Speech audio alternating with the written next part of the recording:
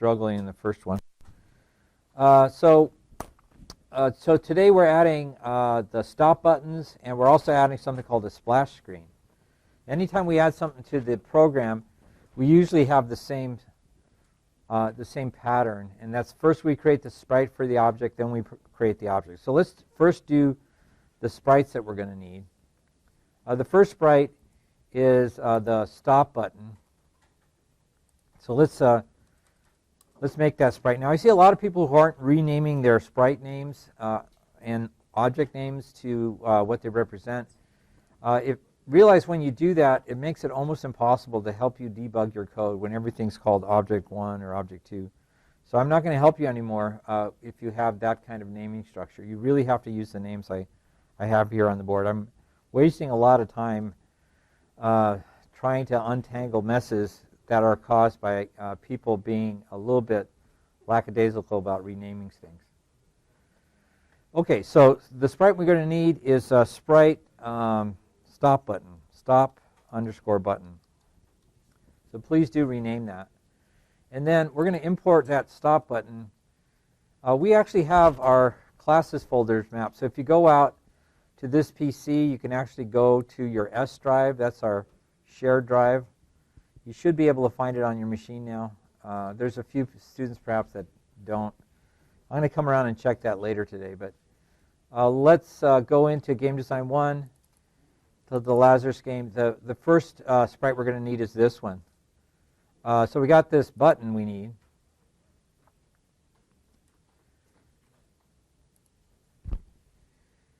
So there's our button. It really doesn't have to do anything but just kind of exist, just like the object. And then the other thing is the sprite for the splash screen. So let's do that one. We'll call this one sprites or SPR_splash. Okay. Now this one's kind of weird because it's really, really big. Okay. So even though it looks kind of small here, in actuality it's a very big sprite. See how big it is? And all it says really is Lazarus. If I zoom out a bit, you can see it. Okay, so that's what we want to appear on the screen at the beginning of the game, but also between all the levels as well. Is there anything special we have to do with this? Not really. It's not animated, so we don't have to worry about it. So we have our sprites. Now we create our objects. Let's start first with the stop button, because we're going to need that first, I guess. So here we say obj_stop button. Please take the time to rename it. And then let's choose that sprite, stop. Does it really need to do anything? Does it need to be solid? Does it need to be a child of anything? And the answer is no. It just needs to exist so that the Lazarus character can crash into it. All right, so now we go to Lazarus then. And the only one we really care about is object last stand. We have a lot of other Lazaruses, but those are just basically transition objects to go from one standing Lazarus to the next one. So let's just focus on that one, and we're looking at adding a collision event there. A collision event between Lazarus, object last stand, and the new button we just created. So what should happen when that event occurs? When that Lazarus, the non-moving Lazarus, hits the stop button? Well, we want to what we want to do is go on to the next level. We also, at some point, want to play a sound, but we'll get to sound later. But before we can go to the next room, we have to check to see if there is a next room. Okay? So let's look for that. So we'll say room here. And they have this question here. Yeah, question. It's the event is object last stand collision event with the stop button. So object last stand. So that's the event. We're here. We're in the collision event. All right, so before we go to the next room, we have to make sure there is a next room. If you try to go to the next room and there isn't one, then your program crashes. So first let's check that. We're going to say if room is last. So that's one way of saying. Say if the room is the last room, well, that means you've gone through all the levels. In Lazarus, there's no score really. You just try to get to the end. That's the whole point. We're not keeping track of lives, so that's a little simpler. We're just trying to get to the end. So what do we want to do when we get to the end? Well, we want to win, right? So one thing I was thinking we could do is we could bring up a little window that says, "Hey, you won. Do you want to replay the game, or do you want to exit?" So you have two choices. Now, the old version of GameMaker used to have that window. You could say things like that, but in this new version, they don't have that. So what do we do? Well, one thing we could do is we could just tell them they win. So we could say this. Let's say message.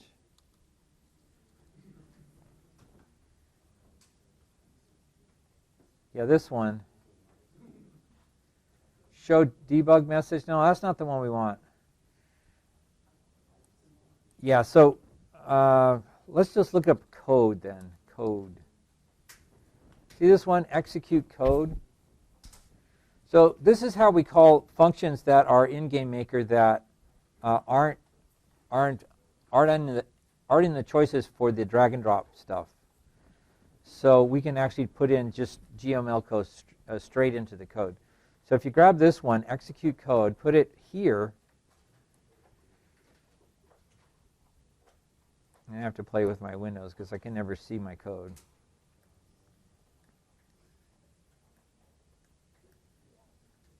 Okay, so what code are we executing? It gives you this block of code that you can execute. So let's see. I would say show underscore message. Now this is just for, well, what GameMaker says is just for debug purposes. If you try to cross-compile this game for an Android, this will break the game. But for our purposes, since we're using PCs in here, we're going to just try this for now. I might come up with a better idea later. But we'll just say you win. Hey, wow. Yeah.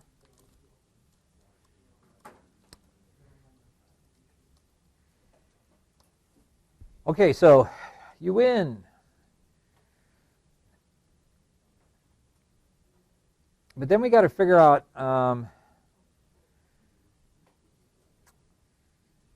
what we do after that. I think we want to restart the game after that. Right now we can't.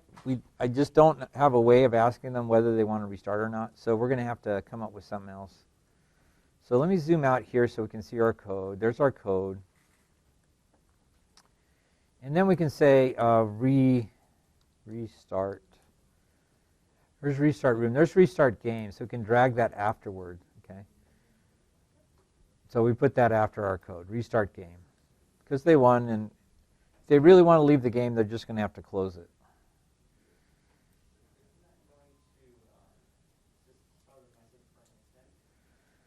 Yeah, that's a problem, yeah. No, actually, hopefully the message has an OK button and will not clear until after the button gets pressed, but we'll find out. Let's try it. So how do we test this out? Yeah, question. Not sure you put an end quote on the message. Oh, yeah, I didn't. So make sure to put an end quote there. Thank you for that. Okay. Yeah, you got to put double quotes around your strings. A string is just a sequence of characters, so you got to make sure you close that off. Okay. So how do we test this out then? Well, we need to put some stop buttons in our room first of all. So let's do that. Here's our room. Typically, and this is not always true, but typically you put the stop buttons at the corners at the top.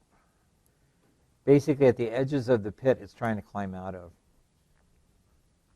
Okay, so we're trying to build a stairway up to that stop button. When we play, let's try it and see what happens. Right now, we're not getting killed by boxes. We'll work on that perhaps next time. But here, I'm just going to wait here until I got a box there, and now I can jump up to the stop button. It says, you win. And see, you don't have to pause because it's got this OK button there. But again, GameMaker doesn't want us using this. They want us to do something else, but they don't give us something else to use. They don't give us an actual way to bring up a message like this on the screen. So I have to do a little bit more research. But for now, this is going to be sufficient. And then the game restarts, okay? Okay. Now, if I had another room, let's say, so I'm going to create another room. I'm just going to duplicate this room. I'm just trying to make sure that here's room 1, I guess. And I'm going to change it a little bit so I can tell the difference between the two. I'll make it a little taller and a little skinnier. That's how you make things a little bit harder in GameMaker, is you make the walls a little taller, a little bit skinnier. If you choose the wall object and hold down the Alt key, you can paint on extra boxes. So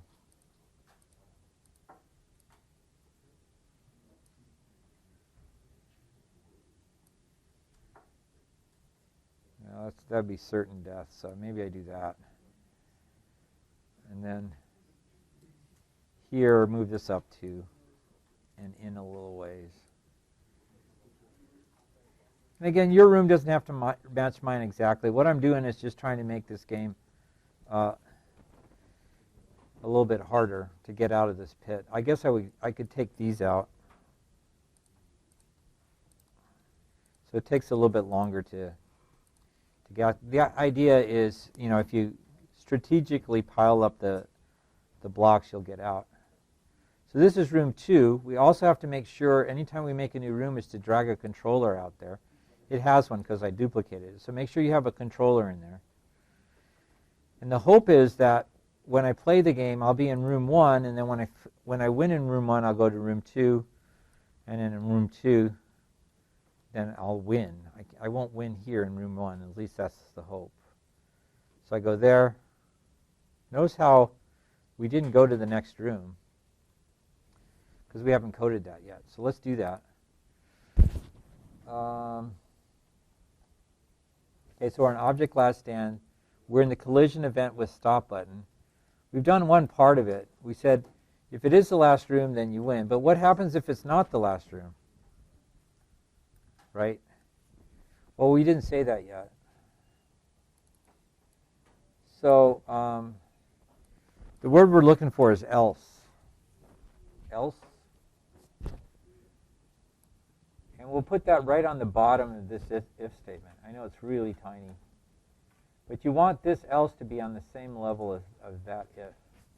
We zoom in a bit. See how they're on the same level and they're connected? You want that set up. And here we know there is a next room. So again, we can just go to the next room. That's this one, because we've already verified that there is one. If you're not in the last room, that means there is a next room. Okay? So let's try it now and see if we actually go to that next room. Okay, so I'm going to go over there. We have another problem. Is Lazarus gets drawn behind the stop button. See how we got popped into the next room? Let's watch what happens then when Lazarus... ooh, that was weird. Yeah, so I have another issue there. That's interesting. Okay, I should be able to get out now. And I won. Okay, so that kind of worked.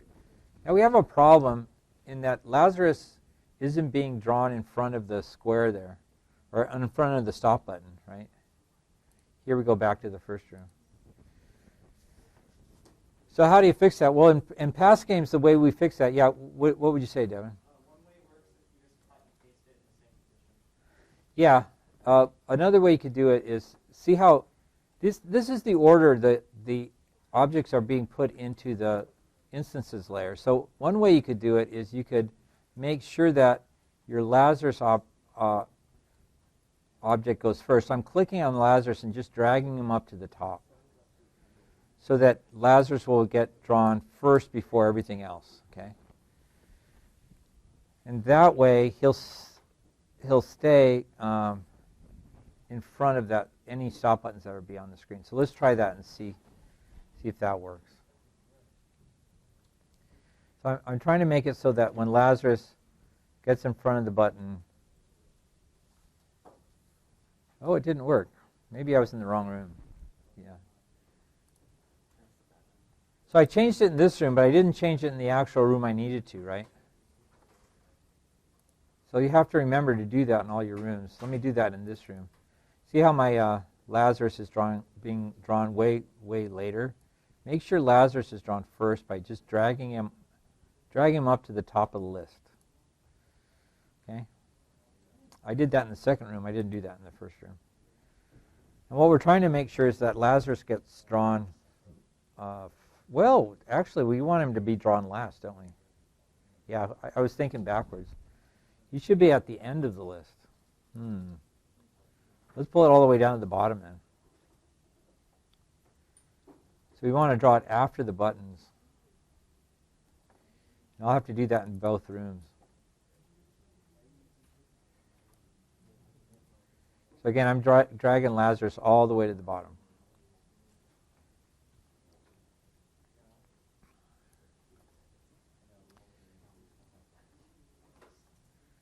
Where are the stop buttons? I guess I drew them a little earlier. Okay, so let's see if that works.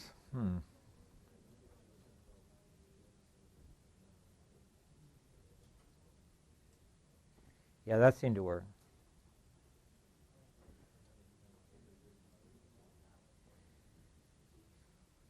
And again, here I'm just checking to see if I'm able to get out of the room. I did notice something really strange on. I'll have to watch the video again, but yeah, and then I win. Okay, so that's kind of the behavior we were hoping for. Okay, that gets us from room to room, and it tells us whether or not we won. Still not ideal. It's kind of ugly.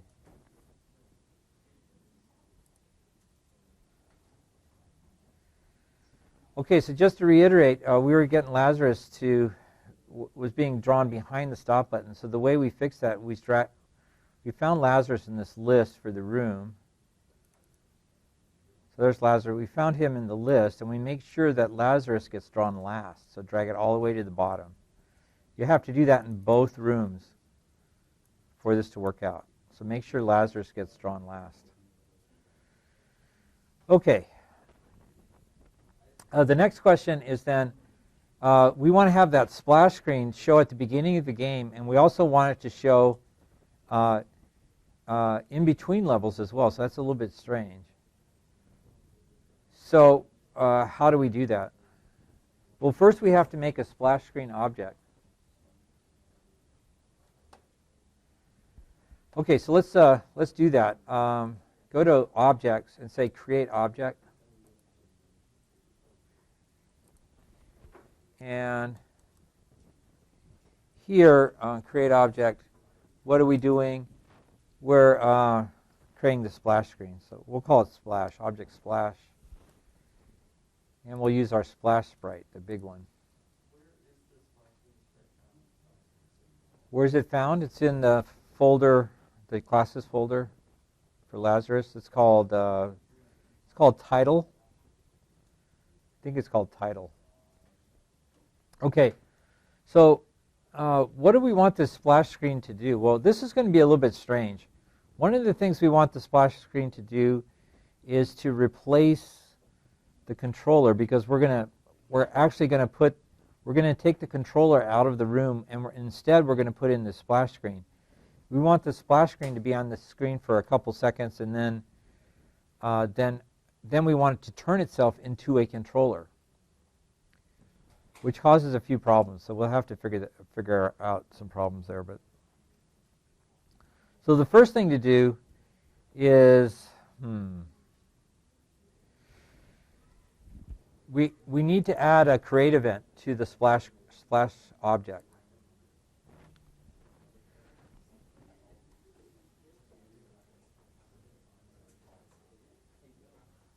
Okay, so we add a create event to our splash screen. What do we want it to do? Well, we want the splash screen to be there just for a couple seconds.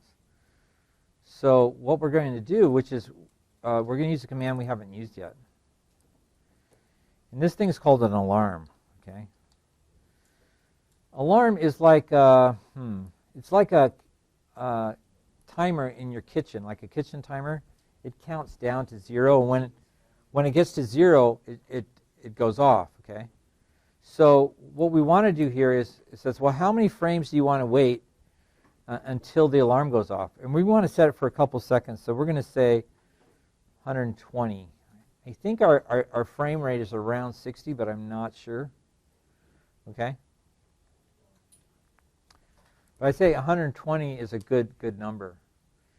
Now, a lot of people get these two things confused, between when you set the alarm and when the alarm goes off. Setting the alarm is an action over here. This is in the action window. But when the alarm goes off, that's an event. That's a different thing, even though it looks very similar visually. So here we're going to do an alarm event, and each object has up to 11 different alarms, but we're going to just use the first one, alarm 0. So what should happen when alarm 0 goes off? Well, what we're going to do is we're going to do an instance change. Remember that one where we changed from one object to another? We're going to change our splash screen into a controller, which means then we're going to have to remove the controllers out of our rooms and put in splash screens instead. Okay? So that changes it into a controller.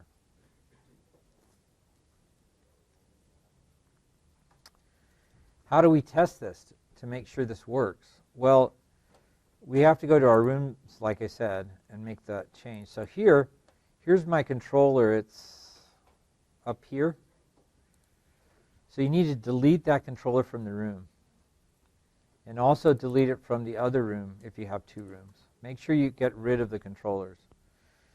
Which seems kind of odd, but remember it's the controller that starts the boxes falling. We don't want the boxes to fall until after the splash screen's on the screen and then goes away.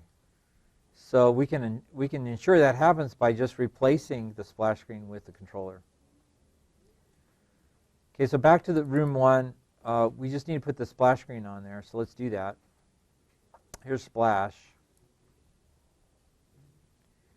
And just put it somewhere in the middle. And then the other thing you need to do is do that again here. So at the beginning of each room, it's going to have the splash screen that stays on the screen for a couple seconds, and then the controller, it gets replaced by a controller. The controller starts dropping boxes. Let's see if this works out.